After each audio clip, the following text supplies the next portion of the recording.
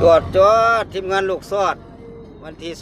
25รายงานอีกตามเส้นตามเคยไปทางนครหลวงเด้อไปทางนครหลวงเวียงจันทร์เวลาทางเมืองศรีโคตรตะบองสภาพอากาศนี่แหละแถวนี่เด้อนี่กันอยู่สองข้างทางอยู่สองข้างทางแขวงบริคำไซใกล้ที่เขามุ่งหน้าเขาสู่แขวงบริคำไซบักซัน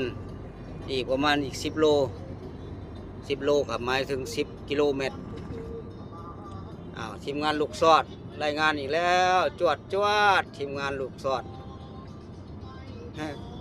บว่ากันค่อยไปค่อยมาเด้อเตือนผู้ใช้รถใช้ถนนให้เกียรติซึ่งกันและกันตามเคยก็รอไปมาก็ให้มีสติตั้งสติก่อนสตาร์ทเหมือนว่าจวด